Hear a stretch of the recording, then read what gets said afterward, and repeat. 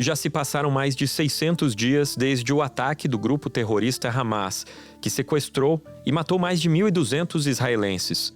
O governo de Israel ordenou uma caçada sem precedentes contra o Hamas. Uma guerra que já deixou mais de 60 mil palestinos mortos, segundo os cálculos das Nações Unidas, e cerca de 70% da estrutura urbana da faixa de Gaza devastada. A comunidade internacional pressiona por um cessar-fogo, mas o que está no horizonte é uma nova ofensiva. O comandante do Estado-Maior de Israel aprovou o plano geral para a conquista da cidade de Gaza. O Gabinete de Segurança de Israel aprovou a proposta. O governo de Benjamin Netanyahu não forneceu um cronograma, um calendário, um prazo para a entrada das tropas na cidade de Gaza, que é a maior do território, e ali vivem cerca de 1 milhão de palestinos. A expectativa, o domínio total do território palestino, é o que o primeiro-ministro de Israel admitiu à Fox News no início do mês de agosto. Eu vou traduzir o que o jornalista perguntou a Benjamin Netanyahu. Israel irá tomar o controle de Gaza? Ao que ele respondeu: nós temos a intenção. A decisão foi imediatamente alvo de críticas por todos os lados. A porta-voz da ONU afirmou que a expansão das operações militares em Gaza é profundamente alarmante e pode ter consequências catastróficas para milhões de palestinos, além de colocar ainda mais em risco as vidas dos reféns em Gaza. Países árabes criticaram duramente o passo dado por Israel. A Rússia e a China também condenaram a expansão da operação militar. Mesmo aliados tradicionais de Israel na Europa fizeram coro contra a tomada da cidade de Gaza. O primeiro-ministro britânico, Keir Starmer, classificou como errada a decisão e cobrou que Israel reconsidere o plano. O mesmo pedido foi feito pela presidente da Comissão Europeia, Ursula von der Leyen. A reação mais dura foi da Alemanha, que suspendeu as exportações de equipamentos militares que Israel possa usar na faixa de Gaza. E a perspectiva de paz para a região fica ainda mais incerta. Não cabe a gente dizer que é uma tragédia anunciada, mas sim, como vários veículos israelenses e também veículos internacionais estão dizendo, é algo que representava uma panela de pressão. Então, mais uma vez, nós estamos diante de uma guerra e de uma tragédia humanitária. Da redação do G1, eu sou Natuzaneri e o assunto hoje, com Vitor Boadian, é... Israel e a ofensiva ampliada em Gaza. Neste episódio, eu converso com Guga Chakra, comentarista da Globo, da Globo News e da CBN e colunista do jornal O Globo. Sexta-feira, 15 de agosto. Guga, o governo e o exército de Israel aprovaram recentemente um novo plano de expandir a ocupação em Gaza, começando pela nova ocupação na cidade de Gaza. Eu te pergunto, o que esse plano tem de diferente dos outros desde 2023 e por que ele está sendo implementado a despeito de críticas, inclusive dentro das próprias Forças Armadas de Israel? Vitor, Israel já controla toda a faixa de Gaza. Israel controla todas as fronteiras, inclusive a fronteira com o Egito, nesse momento é controlada também por Israel. Israel controla todo o espaço aéreo da faixa de Gaza. Israel controla também o mar da faixa de Gaza, o litoral da faixa de Gaza. Então, não tem nada que não seja controlado por Israel.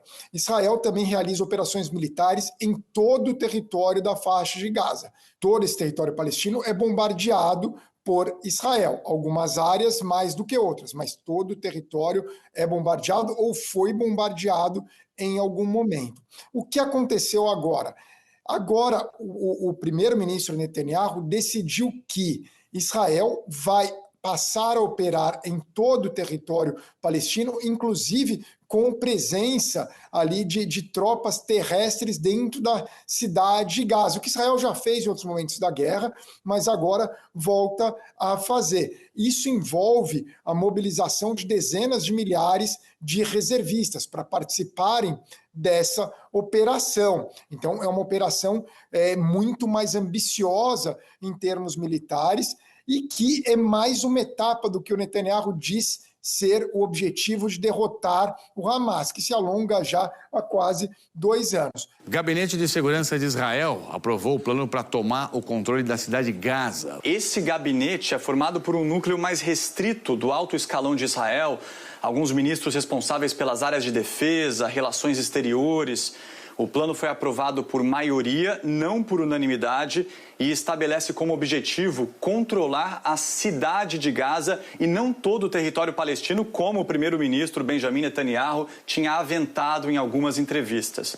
Há uma série de críticas a essa ação militar do Netanyahu, mesmo dentro das Forças Armadas israelenses. O comandante das Forças Armadas de Israel não era a favor dessa operação, dessa ocupação da faixa de Gaza, incluindo a cidade de Gaza nesse momento. Em primeiro lugar, porque na avaliação dele já há uma fadiga dos militares que participam do conflito. Em segundo lugar, você tem que mobilizar essas dezenas de milhares de reservistas que são importantes para a economia israelense, que são pessoas que trabalham numa loja, num restaurante, pode ser um advogado, um engenheiro, um professor, um atleta, qualquer pessoa passa a ser mobilizada e vai lutar em Gaza. Muitos desses reservistas irão morrer. Isso tudo eu estou falando ainda no âmbito dentro de Israel. Dentro de Israel, houve uma forte reação contrária ao plano. As famílias dos israelenses mantidos em cativeiro afirmaram que o avanço para a cidade de Gaza é uma declaração oficial do abandono dos reféns, ignorando completamente os repetidos avisos do escalão militar e o claro desejo da maioria do público em Israel. Isso pode levar, daí passando para o lado palestino, pode levar à morte também de mais milhares de palestinos nesse conflito. É importante frisar que a cidade de Gaza, na prática, já está destruída. 70% das edificações foram destruídas ou, no mínimo, danificadas nos bombardeios israelenses desde o atentado terrorista de 7 de outubro de 2023, que deu início ao conflito. Há centenas de milhares de habitantes aí de toda a faixa de Gaza, quase a totalidade da população está, de alguma forma, removida das suas casas, ou os que estão nas suas casas são casas que estão bastante precárias nesse momento. Portanto, é um cenário muito complexo, essa decisão do Netanyahu de ampliar o conflito, que vai resultar na morte de mais centenas ou possivelmente milhares de palestinos, vai resultar na morte também de militares israelenses, incluindo reservistas, e coloca em risco também a vida dos reféns. Há 20 reféns ainda nas mãos do Hamas, do Jihad Islâmico, na faixa de Gaza. Mas só para deixar claro, né, Vitor? A guerra na faixa de Gaza atinge todo o território o tempo todo. O que muda agora é uma ação mais ambiciosa em termos terrestres na faixa de Gaza. E o uso da palavra, uma mudança de retórica, com o Netanyahu falando em ocupação da faixa de Gaza, e não em controle, em ofensiva, em ação militar. Ele fala em ocupação, e isso gera um temor de que o governo Netanyahu tenha planos para manter uma ocupação desse território palestino no longo prazo. Inclusive, queria manter essa questão da preocupação dos próprios israelenses em função dessa estratégia anunciada pelo governo e agora aprovada pelo Exército, que a gente vê a mobilização dos próprios familiares de reféns preocupados com essa operação que poderia colocar em risco a segurança dos reféns que ainda estiverem vivos nesse território, não é, Guga? Exato. Os familiares dos reféns e ex-reféns têm feito apelos para que o Netanyahu não lance essa operação. Aliás, alguns reféns fizeram um apelo nessa quinta-feira para o presidente Trump dos Estados Unidos, que é a única figura que eles avaliam corretamente que possa conter o Netanyahu, para ele pressionar o Netanyahu por um cessar-fogo, porque o cessar-fogo é a melhor forma para os reféns voltarem para suas famílias, voltarem para suas casas. Os grupos terroristas Hamas e Jihad Islâmica divulgaram vídeos de 2 reféns israelenses que estão há quase 2 anos em poder dos sequestradores na faixa de Gaza. No vídeo divulgado pelo Hamas, o refém israelense Eviatar Davi aparece num túnel em Gaza completamente desnutrido. O vídeo termina com ele de pé no túnel, usando uma pá para cavar o solo arenoso e afirmando que estava cavando a própria cova porque o seu corpo está enfraquecendo diariamente. A Jihad Islâmica, grupo terrorista aliado do Hamas, divulgou imagens que mostram outro sequestrado. Ron Braslavski também passa fome no cativeiro. No vídeo ele diz: "Estou à beira da morte." Mais de 600 ex-autoridades da área de segurança de Israel apelaram também ao Netanyahu para um cessar-fogo. Eles dizem que o Hamas, na prática, já foi derrotado, não vai se eliminar, não tem como eliminar a organização, mas já foi derrotado nesse conflito e que o ideal agora seria um cessar-fogo para os reféns voltarem para suas famílias. É importante frisar que o foco da maior parte da sociedade israelense é nos reféns e não na situação dos palestinos. E o Ehud Olmert, que foi primeiro-ministro antes do Netanyahu, uma figura conservadora, ele disse em entrevista para o Globo News Internacional que eu apresento, para o Marcelo Lins, a entrevista foi concedida ao Marcelo Lins, ele também falou que o cessar-fogo é urgente e que a única forma de o Netanyahu não seguir adiante seria uma pressão do Trump. Você mencionou aí que, assim, de fato, o Hamas já se encontra derrotado. Só não houve uma declaração de rendição do grupo político terrorista. Então eu queria saber o que falta para esse dia chegar, se é que ele ainda pode chegar, se um dia a gente ainda pode, diante desse cenário de terra arrasada em Gaza, a gente pode ainda acreditar que existe uma possibilidade de negociação de cessar fogo.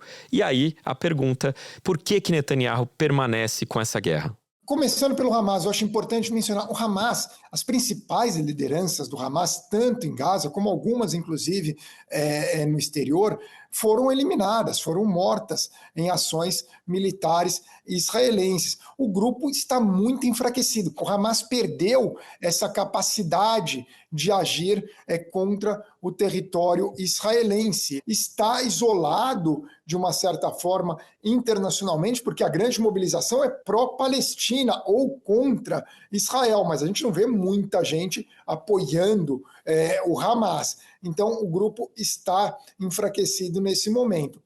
Por isso que muita gente em Israel, inclusive, e claro, na comunidade internacional, avalia que já passou até do momento de um cessar-fogo, né? Por quê? Em primeiro lugar, porque ninguém pode justificar a morte de tantos palestinos. São 60 mil palestinos mortos, segundo números de autoridades na faixa de Gaza ligadas ao Hamas. É verdade, mas o Lancet, que é uma publicação científica, a revista The Economist, em levantamentos, eles fizeram levantamentos que eles calculam que o número de mortos pode chegar ao redor de 100 mil. Quer dizer, seria superior ao que o Hamas publica. O Washington Post publicou o nome de todas as milhares de crianças mortas, uma por uma. A gente observa também a fome dentro da faixa de Gaza. Quer dizer, são imagens que circulam pelas redes sociais, por toda a imprensa internacional, organizações humanitárias como Médicos Sem Fronteiras, Human Rights Watch, Cruz Vermelha, ou Crescente Vermelho, no caso, na faixa de Gaza, eles também afirmam dessa fome imposta por Israel. Israel nega, o governo israelense nega que esteja agindo dessa forma, mas é fato que há fome dentro da faixa de Gaza e que a ajuda humanitária que está entrando é insuficiente. O pior cenário possível de fome está se concretizando neste momento na faixa de Gaza. A conclusão de um grupo de especialistas apoiados pela ONU. As imagens de crianças e bebês só pele e osso, desnutridos e de civis implorando por comida no território palestino, imagens recentes e muito, muito tristes, chocaram a comunidade internacional desde maio, quando Israel voltou a permitir a entrada de ajuda em Gaza. Desde então, as Nações Unidas dizem que 1.373 palestinos morreram buscando ajuda, a maioria baleada. A organização Human Rights Watch acusou as forças israelenses de matar civis famintos e de usar a fome como arma de guerra ao restringir a entrada de caminhões com suprimentos. Segundo o Ministério da Saúde de Gaza, que é controlado pelo Hamas, mais de 50 palestinos morreram de fome nesse mês de julho. O Unicef diz que 80% das mortes de fome em Gaza foram de crianças. Por isso, a demanda, em primeiro lugar, pela questão dos palestinos, por essa catástrofe pela qual vivem os palestinos. E, em segundo lugar, pela situação dos reféns. Então, o cessar-fogo e sempre foi, né, vamos colocar dessa forma, a melhor alternativa. A culpa pelo colapso do cessar-fogo, claro, é tanto do governo do Netanyahu como também do Hamas. Espera um pouquinho que eu já volto para continuar a conversa com Guga. Guga, queria não deixar de citar episódios mais recentes dessa escalada de tensão em Gaza, quando o primeiro-ministro israelense mencionou que os palestinos estão livres para sair de Gaza. Eu queria tocar nesse ponto. Há notícias vindas lá de Israel mesmo que o governo israelense estaria negociando espaços no Sudão do Sul, em Somaliland, na Somália, na região lá do Chifre da África, para receber imigrantes palestinos, pessoas que queiram deixar o território palestino voluntariamente. Eles teriam esse apoio do governo de Israel. O que isso pode significar em última instância?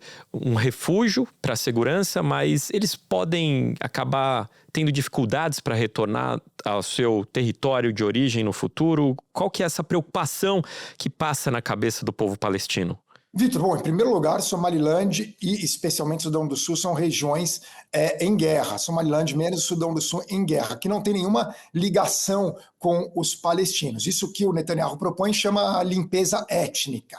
Ele propõe a limpeza étnica dos palestinos. Os palestinos, que são um povo autóctone ali daquela região, da faixa de Gaza, e seus antepassados eram de vilas do que hoje é Israel, então eles são daquela região. Ele está querendo, Israel levou, a gente sabe que tem a guerra, o que o Netanyahu propõe é que eles saiam das suas terras e vão para outros lugares sem nenhuma conexão com eles, países pobres. Somaliland sequer é um país, né, para deixar claro, mas assim, em situação de guerra civil, e essa coisa voluntária, quer dizer, depois de você destruir todo o território, todas as casas, matar familiares, amigos, tudo, não é voluntário. Os palestinos de Gaza, em primeiro lugar, a imensa maioria deles descende de palestinos que, na Guerra de 48, foram expulsos ou deixaram, imaginando que voltariam em breve, o que hoje é Israel. Deixaram vilas palestinas, vilas árabes, que existiam na época, que não tem mais, deixaram e foram ali para a faixa de Gaza, imaginando que ficariam momentaneamente. Assim como os refugiados que foram para o Líbano, para a Jordânia, e nunca mais voltaram. Nunca mais voltaram os antepassados. E é óbvio que qualquer palestino, hoje da faixa de Gaza, sabe que uma vez que eles saiam, eles não retornarão mais. Isso daí é limpeza étnica que o Netanyahu propõe. Eu sei que a palavra é forte, mas é literalmente isso, remoção de uma população. Um outro ponto, Guga, que está sendo colocado aqui como princípios para encerrar a guerra de Gaza pelo governo de Israel, entre eles são 5 pontos. O último deles seria o estabelecimento de uma administração civil que não seja nem do Hamas, nem da autoridade palestina. Eu te pergunto, ok, o Hamas declarou guerra contra Israel, é razoável a gente pensar que Israel não queira um governo no futuro, se é que vai existir um governo na mão dos palestinos, que seja do Hamas. Agora, por que a autoridade palestina estaria preocupando o governo de Israel? É natural que seja inaceitável um governo do Hamas. Então, isso é um consenso internacional, é uma organização que é terrorista. Então, isso é descartado. Rafael Rosenstein, que é porta-voz das forças de defesa de Israel. Nenhum país soberano aceitaria uma situação na qual um grupo terrorista que invadiu seu território assassinou mais de 1.000 pessoas, sequestrou mais de 250 para a faixa de Gaza, decapitou, estuprou, humilhou nossos cidadãos no 7 de outubro de 2023, continuaria nas nossas fronteiras planejando um próximo ataque igual a esse. O objetivo é acabar com o Estado de Israel. Agora, a autoridade palestina é o órgão representativo dos palestinos internacionalmente, reconhecido internacionalmente.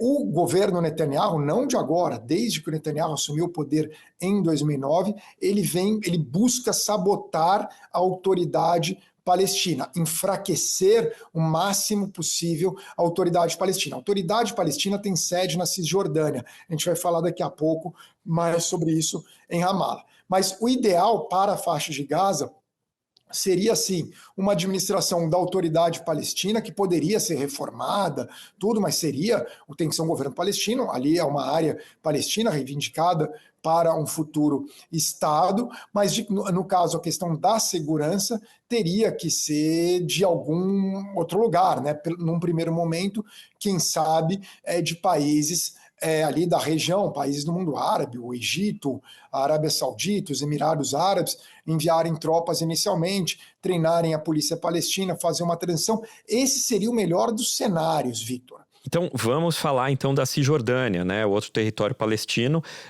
vizinho aí a Israel, que o atual governo de Netanyahu, onde ele planeja aumentar os assentamentos israelenses, que foi há algumas décadas uma questão, inclusive, de parte do litígio entre os dois povos. Por que Netanyahu tem interesse em retomar esses assentamentos e aumentar os assentamentos que geram tanta tensão entre a população civil desses dois povos? A gente sempre fala Cisjordânia, a faixa de Gaza, tem Jerusalém Oriental. Esses são os territórios, Victor, que são reivindicados pelos palestinos para um futuro Estado. No caso da faixa de Gaza, Israel se retirou em 2005.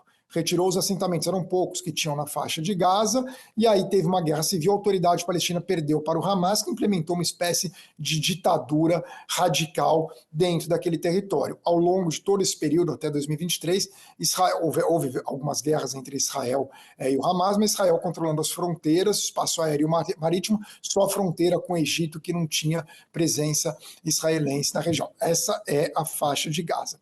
No caso de Jerusalém Oriental, Israel anexou, depois de conquistar essa parte da cidade, em 67, considera parte da sua capital, Jerusalém, divisível, embora a maior parte da população de Jerusalém Oriental ser palestina, né? Tanto majoritariamente muçulmana, mas também cristã.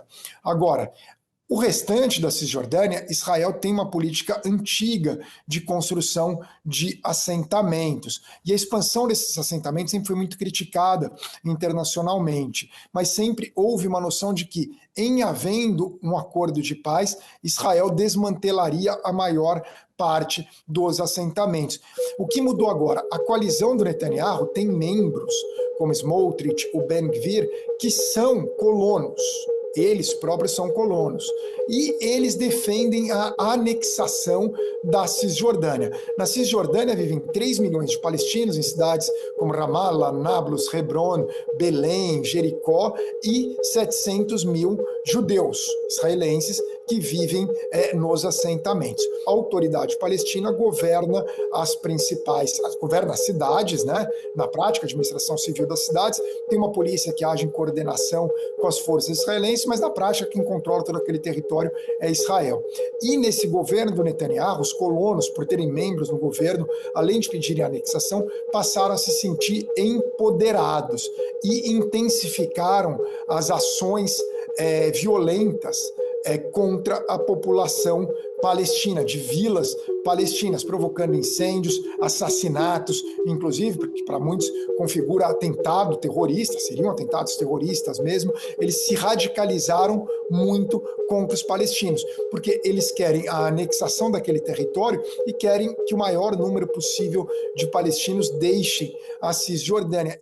Guga, a gente vê um crescente apoio internacional para a criação de um Estado palestino, começando no mês passado pela França, seguido pelo Reino Unido, Canadá, mais recentemente, essa semana, a Austrália, algo que pode ser formalizado na próxima Assembleia Geral das Nações Unidas no mês que vem.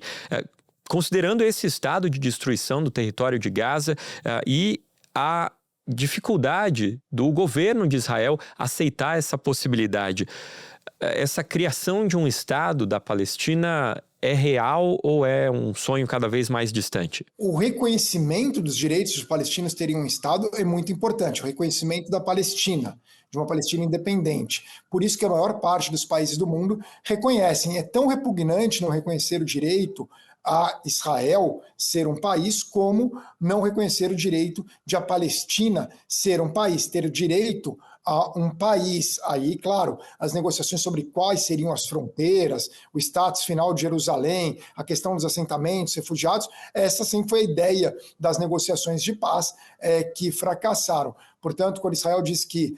Israel não, o governo Netanyahu diz que é um prêmio para o Hamas, não é um prêmio para o Hamas. Essa é uma demanda da população palestina. Porque se não tem um Estado palestino, os palestinos têm que ter o direito à cidadania israelense, porque é aquela tríade que sempre falam. Né? O trilema de Israel, né? Que não dá para Israel ser ao mesmo tempo judaico, democrático e ter todo o território. Porque se Israel quiser ser judaico e democrático, tem que abdicar das áreas da Cisjordânia e da faixa de Gaza, porque a maior parte porque a população palestina vive lá, são 5 milhões de pessoas. Então, se essas 5 milhões de pessoas não têm direito à cidadania, pegando mais especificamente a Cisjordânia, como que fica essa situação? Você não tem como ser democrático, então você não seria democrático. Agora, então você tem que optar por duas dessas questões. A solução de dois estados implica Israel ser judaico e democrático e, portanto, ter uma Palestina independente, na qual os palestinos da Cisjordânia, de Gaza, de Jerusalém Oriental, seriam cidadãos. No caso de Jerusalém Oriental, eles têm direito à cidadania israelense, é um pouco mais complexo, mas da Cisjordânia e Gaza. Por isso que a solução de dois estados. A solução de um estado seria ser democrático e ter todo o território, mas daí Israel não seria mais judaico, porque cerca da metade da população seria de outra religião, muçulmana, sunita, a maioria, mas também com cristãos, com drusos. Então, é algo que seria complicado, já que a ideia de Israel, do movimento sionista, é a de ter um Estado judaico. E a outra opção é você ser judaico, ter todo o território, mas não ser democrático, que é o que esses membros da coalizão do Netanyahu defendem, você anexar a Cisjordânia sem dar a cidadania para os palestinos. O governo australiano anunciou nesta segunda-feira que vai reconhecer a Palestina como um Estado independente. E assim a Austrália se junta a um grupo de países que devem formalizar essa decisão na próxima Assembleia Geral da ONU, no mês que vem em Nova York, que são França, Reino Unido, Canadá, Portugal, Malta e agora a Austrália, que já anunciaram que vão fazer esse reconhecimento. Hoje eles somam 146 dos 193 países com assento na ONU, incluindo o Brasil. Mas nesse momento está muito, muito distante a possibilidade de um acordo de paz e o estabelecimento de um Estado palestino. Sou muito pessimista sobre isso, infelizmente. Vitor, eu entrei no jornalismo imaginando que um dia eu cobriria o acordo de paz entre Israel e Palestina, entrei no jornalismo nos anos 90, que havia uma esperança muito grande, nunca imaginei que fosse estar tão distante como agora. De acordo com a ONU, pelo menos 242 jornalistas foram mortos na faixa de Gaza desde o início da guerra. Segundo o Instituto Watson para Assuntos Públicos e Internacionais, um centro de pesquisas americano, o conflito em Gaza é o mais sangrento para jornalistas já registrado, com mais mortes do que nas duas guerras mundiais, no Vietnã, na Iugoslávia e no Afeganistão, juntas. Já são quase 200 profissionais de mídia, jornalistas que foram mortos nas ações israelenses na faixa de Gaza. Israel, o governo Netanyahu, acusa alguns deles de serem membros do Hamas, mas o fato é que, ao longo desses quase 2 anos de conflito, o governo israelense impede a entrada de jornalistas estrangeiros para cobrirem o conflito. Jornalistas estrangeiros cobrem a guerra da Ucrânia, cobriram a guerra da Síria, cobriram a guerra contra o Hezbollah no ano passado, lá no sul do Líbano, cobrem guerras em todo o mundo, mas não podem ingressar na faixa de Gaza. Então, muitas coisas que Israel às vezes fala que é mentira, que é narrativa do Hamas, que é mentira, poderia até comprovar que são mentiras caso permitisse a entrada de jornalistas estrangeiros para cobrirem esse conflito, mas até agora a gente continua impedido de ir para Gaza. Eu fui depois do cessar-fogo da guerra de 2009. Na época eu também não podia cobrir dentro de Gaza. Quando teve cessar-fogo, eu pude entrar. A destruição era enorme e naquela guerra morreram 1.500. Agora morreram pelo menos 40 vezes mais. Eu imagino o grau de destruição de Gaza. Guga Chakra, muito obrigado pela sua participação. Sempre importante te ouvir e entender melhor os detalhes desse conflito que se estende dessa vez por já quase 2 anos, mais um atrito aí de décadas no Oriente Médio. Guga, sempre bem-vindo aqui no Assunto. Até a próxima oportunidade. Um abraço, Vitor. Bom ter você aqui com a gente no assunto. O Vitor, que é um grande representante da comunidade armênia no jornalismo brasileiro. O filho da diáspora. Obrigado, Guga. Este foi o Assunto, o podcast diário disponível no G1, no YouTube ou na sua plataforma de áudio preferida. Comigo na equipe do Assunto estão Mônica Mariotti, Amanda Polato, Sara Rezende, Luiz Felipe Silva, Thiago Kazuroski e Carlos Capelão. Eu sou Vitor Boiadian e fico por aqui. Até o próximo assunto.